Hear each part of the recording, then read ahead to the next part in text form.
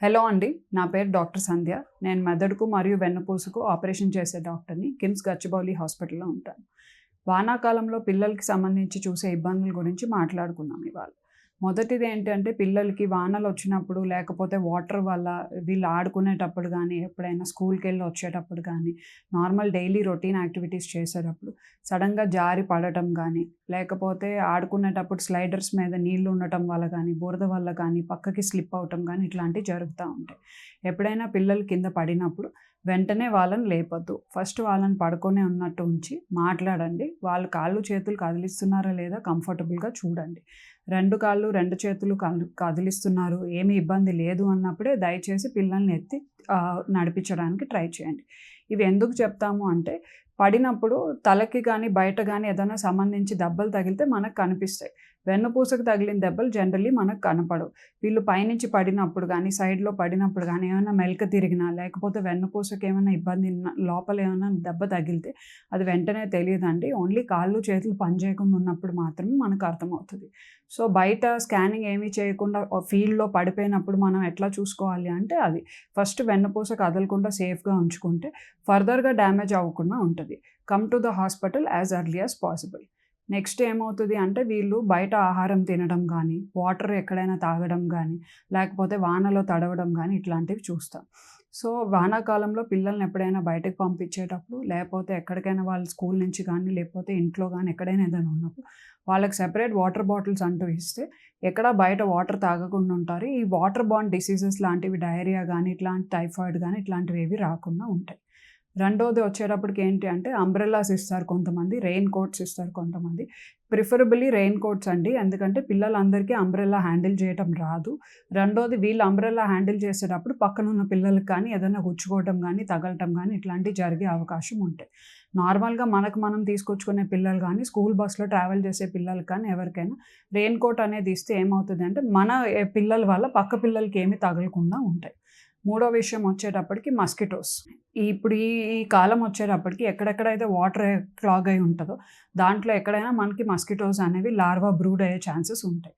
So, మన దగ్గరలో ఉన్న యాజ్ అవర్ ఓన్ కమ్యూనిటీలో గానీ, మన చుట్టుపక్కల ఉన్నాయి గానీ, మన పిల్లలు వచ్చే దారిలో గానీ, ఎక్కడైనా గానీ ఇట్లాంటిది ఏదైనా ఉన్నప్పుడు kindly avoid going to that road. మన అన్ని చోట్ల మనం చేయడానికి అవ్వదుగా. మన చుట్టూ సరౌండింగ్స్ వరకు మనం శుభ్రంగా పెట్టుకుంటే సరిపోదండి. వేరే ఆటిల్లో కూడా వచ్చే ఛాన్సెస్ ఉంటాయి. సో, దానివల్ల ఏమొచ్చే ఛాన్సెస్ ఉంటాయంటే మలేరియా కానీ, డెంగ్యూ కానీ ఇట్లాంటివి ఏమన్నా వచ్చే అవకాశాలు ఉంటాయి. తర్వాత ఇంకొకటేంటంటే వీళ్ళు వర్షంలో తడిచినప్పుడు గానీ, ఏదన్నా సడెన్‌గా ఇదే అయినప్పుడు కొంతమందికి జలుబు, దగ్గు, వైరల్ ఫ్లూ ఇట్లాంటివి వచ్చే అవకాశాలుంటాయి. ఇవేవున్నా గానీ అన్నీ అందరం చూస్తాం, అన్నీ చేస్తాం. కాకపోతే ఎప్పుడు మా న్యూరో సర్జన్ లాంటి వాళ్ళకి అవసరం పడతది అన్న దాని మీద నేను చెప్తున్నా. ఫీవర్ అనేది వస్తుంది. ఒకరోజు వచ్చింది, రెండో రోజు వచ్చింది. నార్మల్ రెగ్యులర్ ఫీవర్స్ కానీ ఇట్లాంటిది ఏదైనా వచ్చినప్పుడు జనరల్లీ మూడో రోజుకి తగ్గిపోతాయండి. మూడో రోజు తర్వాత కూడా ఫీవర్ వస్తుంది, హై ఫీవర్ ఉంటుంది అంటే మటుకు అప్పుడు you have to come to the hospital.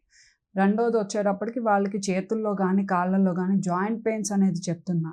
ఒంటి మీద ఎక్కడైనా దద్దుర్లు లాంటివి వచ్చినా, ఏదన్నా తినడానికి ఇబ్బందిగా ఉంది, ఆకలి తినలేకపోతున్నాము, యూరిన్ పాస్ చేయడానికి కష్టంగా ఉంది, లేపోతే పొద్దున్నుంచి సాయంకాలం లోపల వాళ్ళు యూరిన్ అనేది పాస్ చేయకుండా డీహైడ్రేషన్ లాగా ఉంటున్నారు, ఆకలి కష్టంగా ఉంది, కొంతమంది మగతగా ఉంటున్నారు పిల్లలు, డయేరియా ఎపిసోడ్స్ ఎక్కువైపోయినాయి, లేపోతే చాలా నీరసంగా ఉంటున్నారు, ఏమీ తినలేకుండా ఉన్నారు, మగతగా ఉన్నారు, లేపోతే అచ్చంగా పడుకొనే ఉంటున్నారు, మాట్లాడతలేదు, మనం ఏమైనా గట్టిగా లేపినా గానీ చూసి మన పక్కకు తిరిగి మళ్ళీ వెంటనే పడుకొని పోతున్నారు. ఇట్లాంటిది ఏదన్నా అబ్జర్వ్ చేసినా, ముక్కులో నుంచి గానీ ఇంకెక్కడి నుంచైనా రక్తం లాంటిది వస్తున్నా, మీరు ఏమాత్రం ఏదన్నా సూచనలు ఉంటే మటుకు please bring them to the hospital at the emergency. So, ఇప్పుడు పిల్లలకి ఎలా అయితే చూసుకున్నామో ఈ ఇబ్బందులన్నీ, పెద్దవాళ్ళకి కూడా ఇట్లాంటి ఇబ్బందులు ఉంటాయండి. పెద్దవాళ్ళకి వచ్చేటప్పటికి మొదటిది చాలా తలనొప్పిగా అనిపించడం, లేపోతే బాడీ అంతా నొప్పులుగా ఉండటం, జాయింట్ పెయిన్స్ లాంటివి ఉంటాయి. ఇవన్నీ ఎందుకొస్తాయి అంటే మన టెంపరేచర్ డౌన్ అయ్యేటప్పటికి హ్యూమిడిటీ చేంజెస్ వచ్చినప్పుడు ఇట్లాంటివి మనం అన్నీ నోటీస్ చేస్తామనమాట. సో, పొద్దున్నే లేవంగానే చాలా అన్‌ఈజీగా ఉంటది, తలంతా బరువుగా అనిపిస్తది, చేతులు, కాళ్ళు ఏదో ఇబ్బందిగా ఉంది అన్న ఫీలింగ్‌లో ఉంటారు. ఎస్పెషల్లీ మన పేరెంట్స్, గ్రాండ్ పేరెంట్స్. వీళ్ళందరికీ ఏంటి అంటే first thing hydration, second thing వచ్చేసి ఈ సీజనల్గా వచ్చే వైటమిన్ సి కానీ ఇట్లాంటివి వచ్చే ఫ్రూట్స్ తీసుకోవటం, న్యూట్రియంట్గా ఉన్న డైట్ తీసుకోవటం. ఇంకొకటి మూడోది వచ్చేటప్పటికి ఆల్రెడీ మైగ్రేన్ హిస్టరీ ఉన్న పేషెంట్స్ ఎవరైనా ఉంటే మటుకు వాళ్ళకి ఇప్పుడు ఫ్రీక్వెంట్గా ఎపిసోడ్స్ వచ్చే అవకాశం ఉంటుంది. వాళ్ళు తగిన జాగ్రత్తలు తీసుకొని ఉండాలి. ఇంకా నాలుగవది వచ్చేటప్పటికి ఇప్పుడు మనం కూడా ఇప్పుడు చిన్నపిల్లలే కాదండి, మధ్య వయసులు కానీ పెద్ద వయసు వాళ్ళు కానీ ఎవరైనా నడుస్తున్నప్పుడు కానీ, ఇంటి దగ్గర కారిడార్లో ఎప్పుడైనా వర్షం పడి నీళ్లున్నా, బాల్కనీల్లో కానీ వాటర్ ఉన్నా, కింద కానీ రోడ్డు మీద కానీ ఎక్కడైనా నడిచేటప్పుడు చేసేటప్పుడు చాలా జాగ్రత్తగా అడుగులు వేసుకుంటూ వెళ్ళాలి. ఎస్పెషలీ పెద్దవాళ్ళు స్లిప్పర్స్ కానీ ఇట్లాంటివి వేసుకున్నప్పుడు స్లిప్ అయ్యేవి కానీ అట్లాంటివి ఏం వాడకుండా చూసుకోండి. నడిచేటప్పుడు ప్రతి అడుగు చూసుకొని వెళ్ళడం లేదా సపోర్ట్ అనేది తీసుకొని వెళ్ళడం వల్ల పెద్దవాళ్ళకి కంఫర్ట్ అనేది ఉంటుందండి. ఇది కాకుండా రోడ్డు మీద వెళ్ళేటప్పుడు కంపల్సరీ బైక్ వాళ్ళు వెళ్తున్నా లేకపోతే కార్లో వెళ్తున్నా వీళ్ళు ఎవరైనా వెళ్తున్నప్పుడు మనం రోడ్డు మీద నడుస్తూ ఉంటే మటుకు please walk on the opposite side. అంటే మనం నడిచేటప్పుడు మనకి ఎదురు వచ్చేటట్టు ఉండాలి కానీ మనం ట్రాఫిక్తో పాటు నడిచి వెళ్ళేటట్టు ఉండకూడదు. ఎస్పెషలీ వానాకాలంలో మనకి ఎవరైనా ఎదురు వచ్చేటట్టు ఉంటే మనం ఏమైనా తప్పుకోవటానికో చేయడానికో ఉంటుంది ఆస్కారం అంటే. మనం కూడా నడుస్తూ మన పక్కన వెహికల్స్ వెళ్తుంటే మన వైపే సేమ్ డైరెక్షన్లో వెళ్తుంటే ఏమవుతుందంటే మనం నడవడానికి మనకేం వాళ్ళు కనిపించరు. వాళ్ళు ఏమైనా గుంటలు ఉన్నాయి లేకపోతే వాటర్ ఉందని చెప్పి సడన్గా సైడ్కి వస్తే మనం వాక్ చేసే వైపుకి వస్తే మనకి ఇబ్బంది అవుతుందండి. దానికోసం అని చెప్పి ఆ తగిన జాగ్రత్తలు తీసుకోవాలి. Walk in the opposite side. పెద్దవాళ్ళు నడుస్తుంటే సపోర్ట్ లేకుండా నడవనివ్వద్దు. ఎవరైనా రోడ్డు మీద పడినా ఏదైనా ఇబ్బంది అయినా కాళ్ళు చేతులు పనిచేస్తున్నాయో లేదో చూసిన తర్వాతే దయచేసి వాళ్ళని లేపి కూర్చోబెట్టండి. లేకపోతే వాళ్ళని అట్లానే పడుకోబెట్టే హాస్పిటల్కి తీసుకువెళ్ళండి. Please take good hydration, nutrient diet తీసుకోండి, వైటమిన్ సి ఆర్ ఇట్లాంటివి వచ్చే ఫ్రూట్స్ ఆస్కారాలన్నీ తీసుకోండి.